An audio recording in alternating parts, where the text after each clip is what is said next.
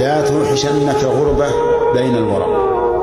هذا هو الابتلاء والامتحان، ولا سيما في آخر الزمان، في زماننا هذا، في آخر الزمان، الغربة من الدين. الغربة متى؟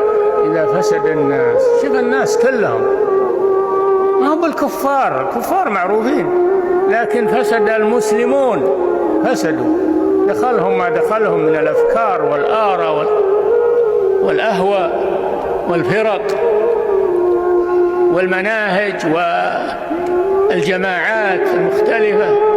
لا تستوحش من هذا، لأن أمامك أنس لا وحشة بعده. لكن إذا أنست مع الناس في مخالفة الشرع فهذا أنس بعده وحشة طويلة. فلا بد من الصبر، كما أخبر النبي صلى الله عليه وسلم: يأتي أن زمان الصابر على دينه كالقابل على جنبه. ويقول صلى الله عليه وسلم: بدأ الإسلام غريبا وسيعود غريبا كما بدأ، فطوبى للغرباء.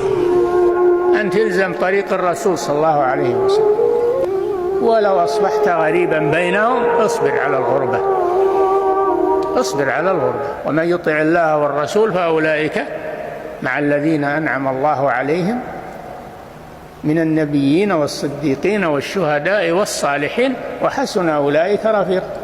هؤلاء هم رفقاؤك في هذا الطريق. لا تستوحش، معك الرسول ومعك الصحابة وأتباعهم، أولئك مع الذين أنعم الله عليهم من النبيين والصديقين والشهداء والصالحين وحسن أولئك رفيقا. كيف توحشوا ذولا معك؟ فلهذا الصابر في آخر الزمان على العلم والعمل له أجر 50 من الصحابة، مثل أجر 50. أي كونك مع أبي بكر وعمر وعثمان وعلي والصحابة رضي الله عنهم، أو كونك مع فلان وعلان من أهل الضلال، ولو كانوا يدعون الإسلام وهم على ضلال لا تذهب معهم، خليك مع الطريق الصحيح واصبر عليه، اثبت عليه حتى تصل إلى الجنة.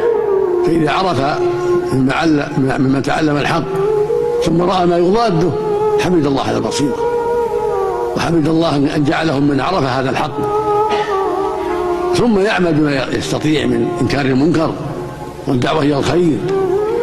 فاصبر قليلا إنما هي ساعة ثم تنقضي. لكن الشان كل الشان في الأنس بعد هذه الوحشة.